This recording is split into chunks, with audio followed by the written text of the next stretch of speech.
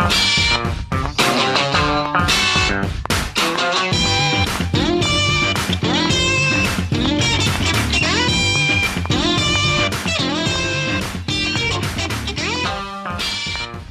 I don't care what kind of a day you're having. When you hear that tune, it's time to start smiling because it's time for another episode of the Rec Poker Podcast. I just love seeing all these folks in the Zoom chat grooving and bouncing along to that intro music from Peter Trulin. So thanks again, Peter Trulin.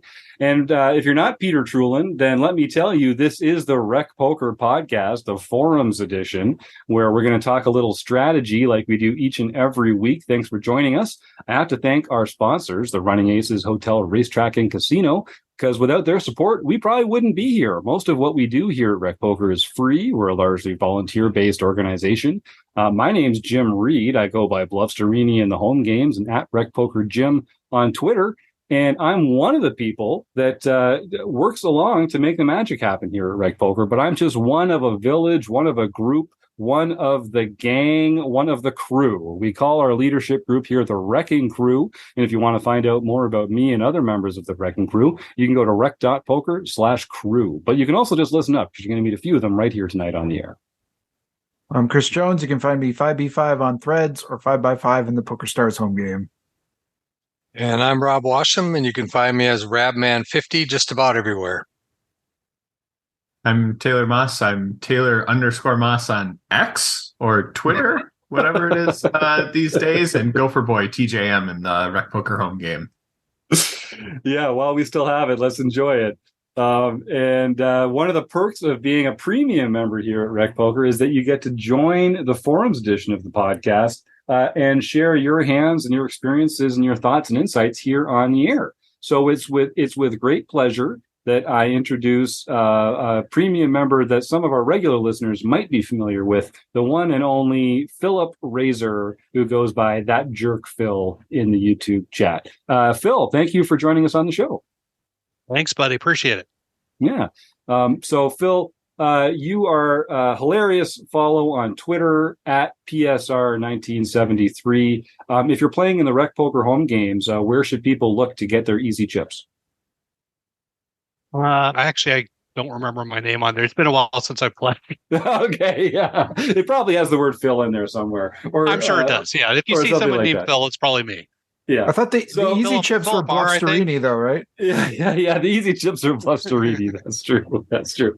And yeah, I can make a little fun of Phil tonight because we're going to be talking about a tournament he played recently, which, Phil, correct me if I'm wrong, this was your biggest live score ever that happened just recently. By right? like about 3 times.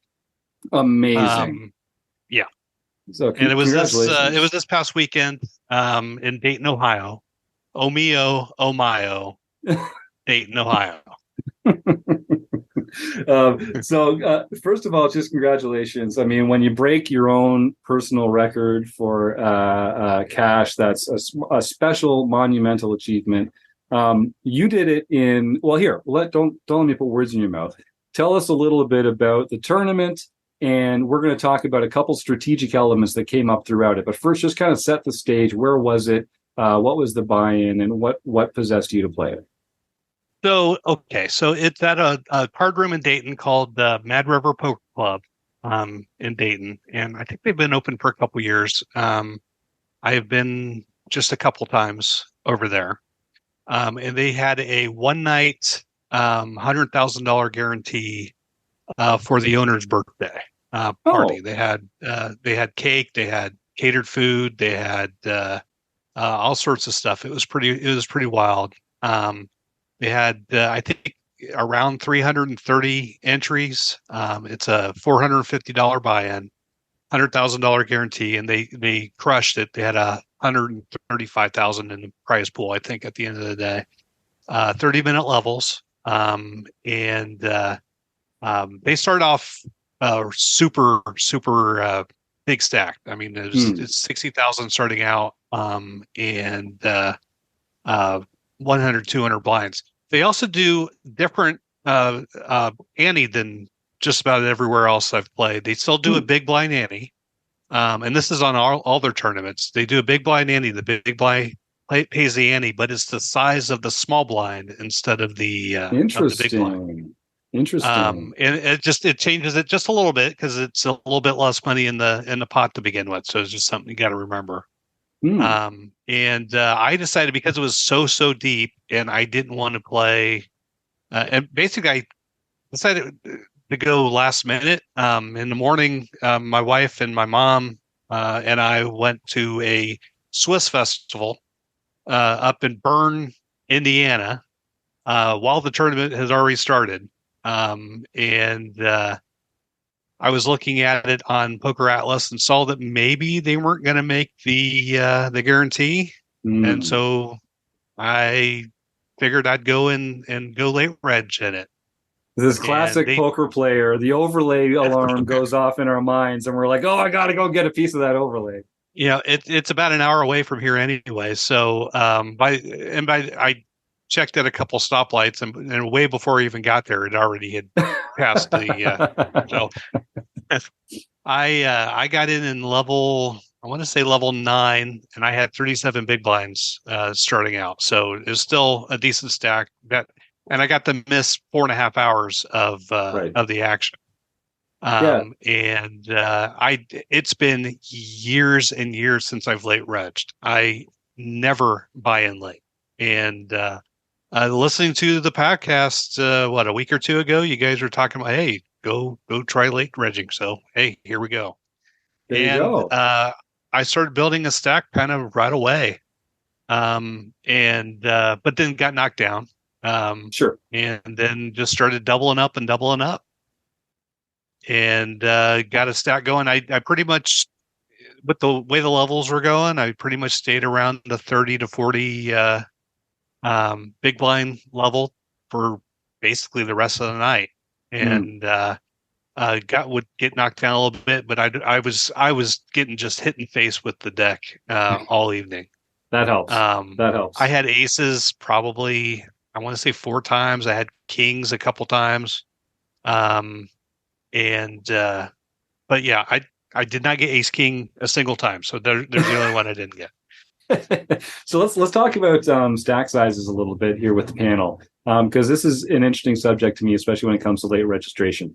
So I kind of feel like that range of 30 to 35 big blinds is a really hard stack size to play. You can't 3-bet sort of as freely as you can when you're deeper. You can't just shove as easily as you can when you're tighter. I'm going to open this up to Chris, Taylor, and Rob. Do you guys have, when you're thinking about late registering, do you have a target in mind for, like, if the starting stack is going to be X number of big blinds, I'll do it, but if it's going to be too small, I won't? Whoever unmutes first, feel free to jump in there. For me, I'm always kind of curious about, like, where is that threshold? Yeah, Taylor? Yeah, I mean, I play a decent amount online, and online I don't care too much. Like, I know a lot of people will be like, I'm not going in less than 20. Like, that really doesn't deter me all that much. Honestly, like, I'd have to get like in like the 10 big blind range for me to like really start feeling hesitant about it. The thing that I think is definitely interesting about this is like the live dynamic of this. Like, the reason I say this with like online is like, I can play multiple tournaments at the same time. I can register really easily, but with live, like, you have to drive there. You're playing one tournament, and like, then it's like, well, what's my worth? And that's how I think about that spot. It's almost not just the pure like poker dynamic of it, but also just like the life dynamic of it. Like, how far did I have to drive to get there? If I register with 15 big blinds, how much play am I actually expecting to have in this situation? And it's almost like this like life equation that I'm trying to go through to like think about, like, what is my life EV in this spot? Not just necessarily like the dollar EV of the tournament or anything like that. Yeah, I think that's a really good point, because and I think it matters a lot, the difference between live and online, for precisely that reason. Rob? No, I agree 100% with Taylor. I think if I was going to drive an hour, I'd want, 35 or 40 big blinds minimum if I'm going to late register. If it's 20, I'm that's just, you're right in that fold mode almost at 20, right? You're really, somebody raises in front of you, what are you going to do? You're going to do a rejam, usually at that stack depth if you want to play.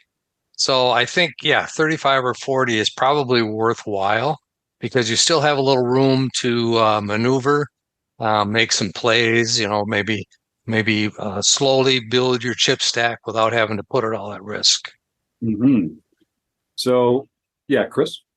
Mine's a little lower than that, but I agree. There's a big difference between live and online. Online, I'm regularly now trying to late register online tournaments, and do it in the 10 to 15 big blind range because I just and some of them end within one hand, Sure. and that's fine, right? That's fine. Like I came there, I put in my kings, and they lost, and now I'm done. But like that is not a very good experience if you're driving to somewhere that's like 45 minutes away and whatever. So I would never, I don't think I'd ever late register a live tournament without 30. That would be if I didn't have 30 big blinds, I wouldn't do it. And it does feel like those blinds go up faster live. Like even though they actually go up more slowly, the hands are also being played more slowly, and you get fewer hands per level. Yeah, for sure. It feels like that live. Chris and Taylor specifically, does that apply across your entire buy-in range? Like, would you be just as happy to sit in a late register for a short stack in one of the tournaments that are sort of higher in your buy-in range, or is it something that you're really comfortable doing for the low and the middle end of your buy-in range, but you might do it less for the top? There really shouldn't be a difference in that. And I definitely treat it the same way, but it doesn't feel the same way, if that makes sense. Like I will still late register, the higher buy-ins of my range that I play in, but for some reason it just feels like more painful or more concerning or more uneasy. But I don't know why that is. I kind of feel almost the opposite. Like the highest buy-ins that I'll play in, I don't necessarily think I have a skill edge. And so I hope I do, and in some spots I do, but I definitely feel I have more of a skill edge in the lower and so those ones I actually want a little bit more playability. And I don't mind going in and just kind of trying to run up a stack and lowering my variant, it increases my variance, but it levels the playing field against maybe highly skilled opponents. And so I don't mind taking that approach with some of those, as long as you have to balance it out so you're not just going broke bankroll wise. And if you want to be playing for a while, you've got to be able to stretch that out a bit. So that's a good point. So Phil, you play live a lot. You're in a good part of the country for poker. It feels like you can travel to poker rooms pretty easily. Where's this in your buy-in? I think you said this one was 450. That feels like for a lot of our listeners, that might be a little high for sort of their typical comfortable buy-in. Yeah, it's high for me too. I don't do that a lot, but this one I just felt like it basically. Yeah. Nice. And nice. One of the perks of being a recreational player like us, right? You're let's go have some fun, baby. Exactly. And also I knew it'd be a soft field. And that's another reason why I went, and I was right. And it's not saying anything about me, because I'm pretty soft too, but it's a lot of limpers. I mean, every hand, everyone is lumping around, and you put a little pressure on and you get heads up, and it's just dead money all over the place. So I knew it was going to be soft. And I've been playing well too, recently. So, it felt like I hate, and I've said it before, and I always feel stupid saying it, but I can tell when I'm going to play good. I wake up in the morning and I know it's going to, and I'm generally right. And I generally cash when I feel it in the morning. So I just need to remember not to go when I don't feel it. And That's it would be much better. Well, I don't think it's crazy. Like we can't tell when flips are going to go our way, but we can tell when we're well rested, when we're like, in a good psyche, when we're able to make. And I good wasn't well decisions. rested at all. Okay, well, I'd been up at 5 in the morning this time, and I knew it was if I was going to make a run, it was going to be late, and it was. I was up 24 hours wow. doing it, and by the end, I drank an entire case of Mountain Dew while I was there, basically to keep going. And that's actually another reason why I chopped, because I wasn't anywhere near my best at the end. But getting there was awfully fun. Yeah. I won almost every flip. I also won when there was absolutely no reason I should have won. Like three. I was dominated 3 hands in a row and won each one of them. And you have been all listening to the podcast. Those are important flips to win. Yeah, and it wasn't, and I didn't even have to wait. They were all on the plot too. Especially the one actually leading to the final table. There was I want to say there was 11 left. So yeah, it was the last 2 tables.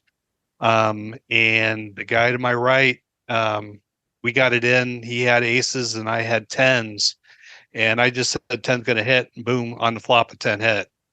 And it did knock him out, but it crippled him, and he got knocked out the next hand. But it was like that all night long. I had jacks do the same thing, jacks versus queens. It was stupid. I was way too lucky. I played good too. Don't get me wrong, but I was really lucky. There's a lot of lucky hands. Listen, I don't know anyone that gets to the final table of an MTT without playing well and getting lucky. It definitely takes both. Rob? Yeah, my question for Phil was going to be, how many times did you get lucky? Yeah. Because I don't know that anyone has ever won a tournament without getting lucky. Yeah. It was at least probably once an hour. I'm going to guess it was like once an hour. The levels were 30 minutes, so every other level I was getting some kind of luck out. But I generally bluff a little bit too much. I kept that down this time. I bluffed. I had 2 major bluffs. One didn't work out, and one did. Both. So I mean, that's pretty good. 50-50 on bluffs isn't bad. Yeah, I think that puts you in plus EV territory. Yeah. And the one that I didn't do, I should have never played anyway. It was I was playing 6-9 offsuit just for the meme, and just because it's just nice. Yeah. Nice. Yeah, and I just kind of got trapped and I couldn't get out of it. I go, well, screw it. I'll just go with it. And dude had flopped he had flopped a full house on it and just let me go all the way through it. And I'm going, okay, well, what are you gonna do? So that one was not nice, as it turned out. That wasn't nice, but it was fine. I lost half my stack on that, but I still had a huge. At that point, I had when I did that, I had 80 big blinds, I think, and it knocked me down to 40, and I was fine. I built it back up. Actually, literally the next hand, I got it all back. So it was fine, but it was a blast. So. The trip to the final table is not a smooth ascent of small pots chipping up, right? I mean, if you look at the graphs of players getting to the final table, it's huge swings and winning big pots and losing big pots, and being on the right side of it matters a lot in these MTTs. So that brings us to the point that I thought was really interesting. So we talked about like the virtues of late registering. We've talked about that on the show a bit recently. There's a lot of people have sort of come around to that idea of being a more profitable play, even if you don't get to play as much poker, which is what we all enjoy so much. But then you got to the final table, so you're 10-handed. You're in this official final table rule. It's a pretty big tournament, and the subject of chopping comes up. And I know you've talked in the past about not liking to chop. But this is a lot of money here. I guess Yeah. let's talk about this. Talk about that a little bit. Like, how did it get brought up, and what were the chip stacks at that time? Was it roughly equivalent, or what was it like? What was the Somsky So ratio yeah, of the final table? so like 9 of us had anywhere. I think the chip leader had a big stack. I mean, he came in. He was the chip leader. The rest of us had anywhere from, a couple people were pretty short stacked. I mean, like maybe 10 big blinds. I think the average was around 20 at that point, maybe less. Maybe it might have been 15. So it was just going to be a shove fest from there on out, and it was 3 o'clock in the morning. Right. And the tournament started at noon. Most of the other people there had been there the entire day. And the money, I do not like the chop, but with life-changing money, and this isn't exactly life-changing money, but it's a whole lot of money. Yeah. And I mean, Jonathan Little, that's kind of where I got that, was Jonathan Little, and all his stuff says, don't chop unless it's life-changing money. Because at the very least, you get the experience of playing, smaller and smaller, and you can get, most people don't play a lot of heads up, for example. Right. And you need that experience for when you're going to do it. And so I try to do that. In smaller tournaments, I don't chop, period. But this one, I didn't bring it up. And at first I said no. There was like 3 of us who said no at first. Because they wanted to do an even chop, and the chip leader wasn't having that at all. And makes sense. He shouldn't have.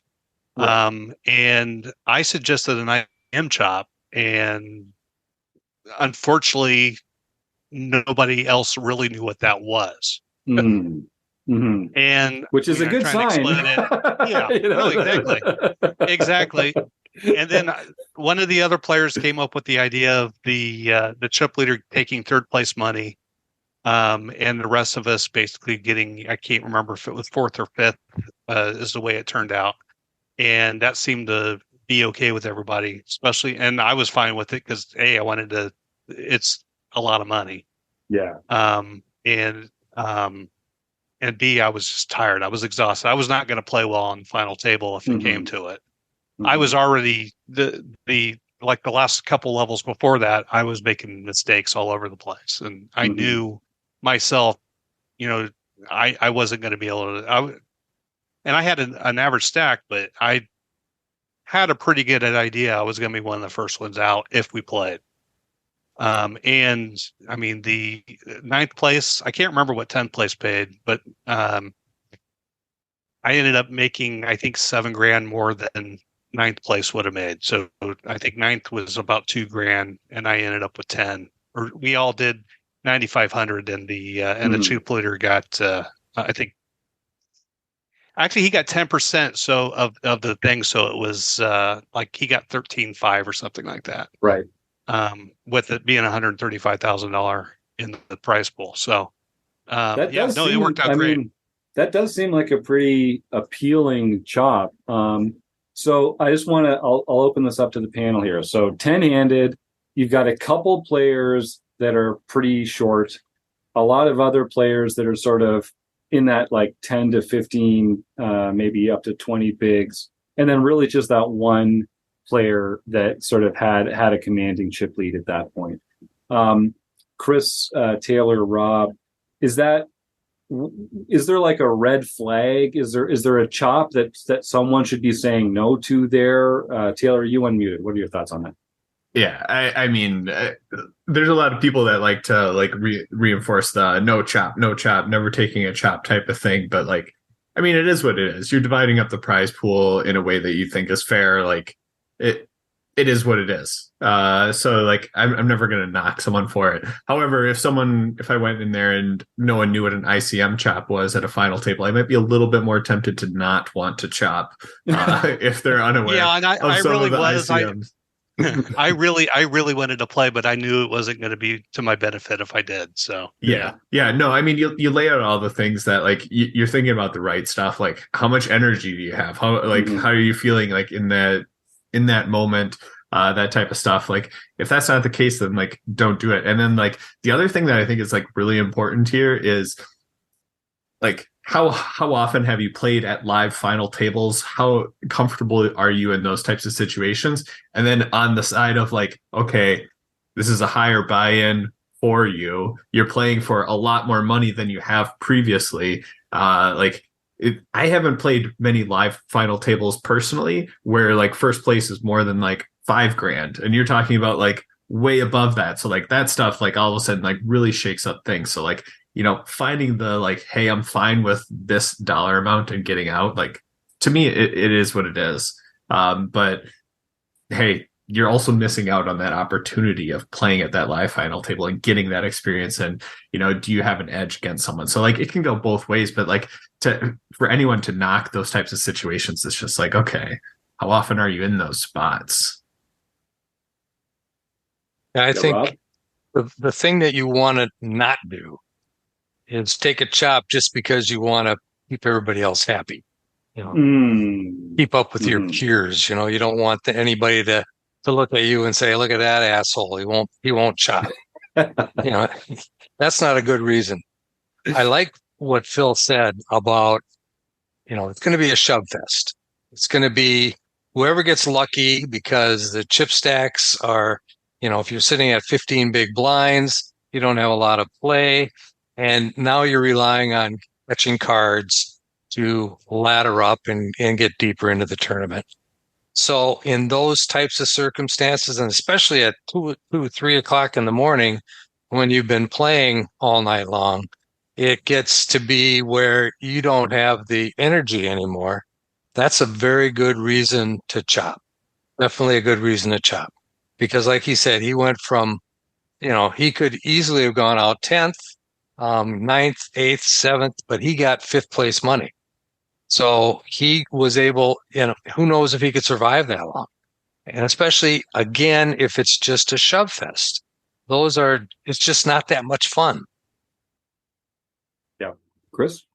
Yeah, I mean, the thing that kind of piqued my interest the most is when you talked about it being 3 a.m, you were tired, you're already making mistakes, you're realizing that you're not playing that game that you came there thinking in the morning, like, I'm going to play my best. And that is the number one argument I'd have for why I'd want to make a deal in a chop, because I love it would take you probably until, if it's already 3 a.m, there's 10 players at a final table to get 5th place money. It's going to be 4:35 in the morning before that even happens, probably, unless people are really un-ICM aware and they're just all the chips go in the middle and we start busting people right and left, which might happen based on what our impression is of these folks. I am surprised the chip leader didn't.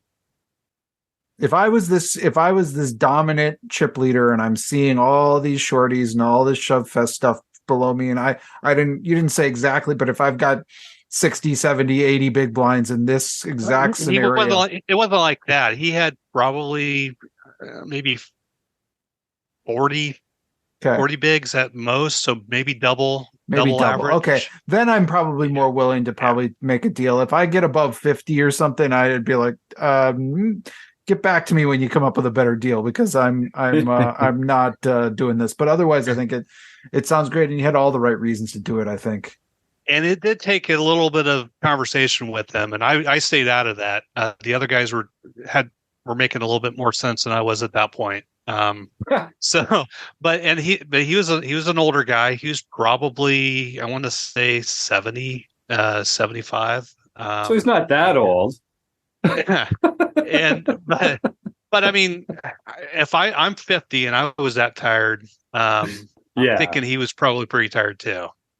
Yeah. And there were some younger guys there who but they were the first to suggest it. So it took some conversation. I think we talked about 10 minutes. But getting 10 people to agree to a chop in 10 minutes, that's actually pretty quick. So yeah, that's true. Yeah, I think the younger guys probably want to start partying because they won some money. Yeah, probably. But it's That's true. Dayton. Yeah.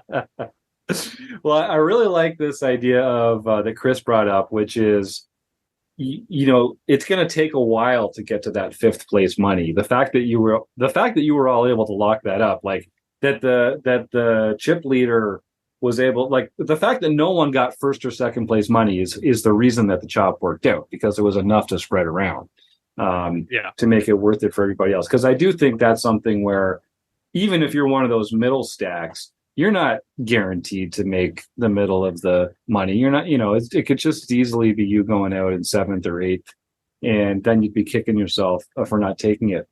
I guess the other thing is, was there any sense of like, while the conversation was going on, was there any sense of like, well, why don't we just wait for a couple of people to bust and then chop? Did that, because I've heard that too. Yeah, no, I thought it. I didn't bring it up. I was waiting for someone else to say it. Nobody said it. So I don't know if anyone else was thinking it or not. I did think about it, but even the short guys weren't that much shorter. I mean, they were short, but we were all short. So I just personally, I didn't bring it up because I didn't want to be that guy who got knocked out in 10. And I was thinking ICM throughout, and actually more than I normally do, because around the money bubble, I had a nice stack, and I was able to bully a little bit on the money bubble, but I just it was a pretty see, I can't talk. It was a pretty quick bubble too. It was I think we went in the hand to hand, with they paid 45, I think, and or 43, and they went in hand to hand at I think at 45. And they did, I think it was 6 hands, and we were in the money. So, and then I was watching for all the ladders, and was playing well around the ladders and making good choices. But it was just, the later it got, the more mistakes I was making. So it was time. So yeah. The waiting for people to bust out and then like re-engaging chop discussions is always kind of like a weird one, because you can't like verbally like say, I want to see like 2 more people bust out, and then I'll like start talking chop, because then all of a sudden everyone like tightens up. And maybe that's the thing that you want to do, but like you can keep that in the back of your head, but you don't really like vocalize those types of things. But like honestly, that's how I view those situations. Like if I am considering a chop, like I'm not like really entertaining it right away. I want to see how people are starting to play, and then also like knowing back in my mind, like I'll probably engage this conversation with 7 left, with 6 left, or however I'm like thinking about it in that type of spot. But it can be detrimental too, where all of a sudden you lose half your stack, and then you're like, oh yeah, guys, a chop. What do you think about then? Who said chop? You do lose some leverage in that spot. So like understanding when to like turn the switch on or off, whether you're like talking about chops, can be a tough or weird one too. I do have a story about that. It was years ago, in Cincinnati, and we were down. It was pretty late. It was a small tournament. It wasn't like this. It was probably the $150 or $100 buy-in, and we got down to, I think it was 8 or 9, and this one guy who'd been a dick the entire evening started berating everybody about how we needed to chop because he had places to go and do all this stuff. And so I absolutely refused. There was no way I was going to let this guy do this. And immediately he gets knocked out. And while he's still standing there, I said, okay, I'm ready to chop now. Just because he was such a dick. So in front of him, and man, you could see. Why am I not surprised? Coming out of his I was gonna say, classic Phil, really, right? And we did end up chopping right then. But it was, just don't be a dick if you're gonna don't be a dick. Yeah, exactly. I mean, I am here, but just for fun. I'm not one at the poker table. I barely talk at all at the table. I got my earphones in. I don't want to hear people bickering back and forth. And that's why I mean, people complain about people wearing headphones. I do it because I don't want to hear other people berating other people, or more specifically, berating me about my play. Only if they've seen you play, to be fair. Exactly. Yeah. But no. So just don't be a dick, and it'll all work out. You'd be surprised how often "don't be a dick" is good advice, particularly at the poker table. Like, with Steve and I, when we would go down to Vegas for the series, we'd have all these stories about people like showing us their hands because we were nice, or like Steve busted this woman from a tournament and she bought him a massage afterwards because he had been like a nice, fun person at the table. You get folds, you get kind of soft played a bit from time to time. Just be a nice person, for God's sake. Like, not only are you enriching your internal soul, but you actually get all these perks, real life perks at the table. I actually did show somebody my hand because he made the most amazing laydown I've ever seen in a tournament like this. Which, I mean, isn't saying much. I haven't been in a lot of tournaments like this, but he folded the second nut flush to me on a. Wow. I had jammed the river. I had the nuts, and he tanked for maybe 5 minutes, and then folded and showed the second nuts, and so I showed him that I had it. And he goes, "Oh, thanks. If you hadn't done that, I'd been hilding for the next 2 hours." And so, well, then I probably shouldn't have showed you, but I mean. If he hadn't showed, I wouldn't have showed, but he did, so I figured it was be all right. And I won't do that all the time, but this specific case, it was such a good laydown that I had to reward the guys. So nice. Yeah. Well, the last thing I wanted to talk about was chop negotiation. So, Rob, you've talked about this before, and I think that based on the conversation here, I think we're kind of all on the same page. When the subject of a chop comes up, everyone has to agree. So there's a deal making that goes on, which means that there's a negotiation, which means that certain people have leverage. And when Taylor was talking about how he likes to sort of think about a chop a couple positions early and see how people adjust their play, it really matters to me in my own thought process of who wants the chop, who's willing to give up more than they should to get it. And I'm cutthroat. Listen, I'm a cutthroat player at the table. When I value bet and when I bluff, I'm picking my sizes to maximize my edge and to get the most chips that I can. And it's no different when negotiating a chop. Like, you're competing with these other players, and you don't want to be a dick, obviously, because we're all here to have fun and enjoy the game together. But, if someone's going to overpay or like take less than they should, or less than they deserve, just to get a chop, I think you're kind of doing yourself a disservice not to extract as much value as you can. Just like you would be leaving chips on the table if you made a quarter pot bet when you could get called by a half pot bet. So I always for me, the chop is really about the negotiation of it and really just trying to make as much money as you can at that point that we're not playing any more poker. It's just how much are you going to walk home with. And so I think because you can just say no, you can just say no. But this sounds like it was a really good chop for everybody. The only person that it feels like might have needed some cajoling would be the chip leader, and it sounds like they didn't have such a commanding lead that it was all sewn up for them anyway. It feels like a pretty good one. Rob, what are you thinking? Well, I'm thinking that everybody has leverage in a chop situation. Does anybody, even the short stack, can say no? Right. Because if he's a short stack, he doesn't have, if you're going to do an ICM chop, he's going to make a little bit more money than minimum. Right. Yes. But not that much more. And if it's a smaller tournament and the money's not that big a deal, he has a chance to ladder up by not taking the chop. So if you're taking an ICM chop, it depends on what how many chips everybody has.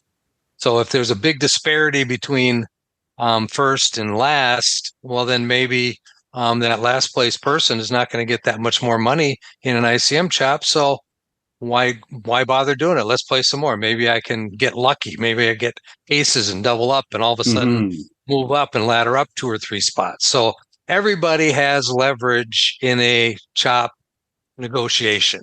It doesn't matter how many chips you have. And it just goes to show why the Somsky ratio is such an important measure in the world of poker. So I know everyone already knows the Somsky ratio. You can't play poker seriously these days without knowing all about the Somsky ratio. But just in case, it describes the ratio, the difference in chips between the short stack and the big stack at the final table. And the smaller the Somsky ratio, the more, everyone should feel pretty good about chopping, because you're really, it could be anyone's game. But if you get a big Somsky ratio and, there's some winners, there's some haves and some have-nots, then the chop's going to be a little less even and sort of fluid and comfortable for everybody, because there's going to be winners and losers a little more often. But this is a really interesting subject. So thanks for coming on the show and talking about it, Phil.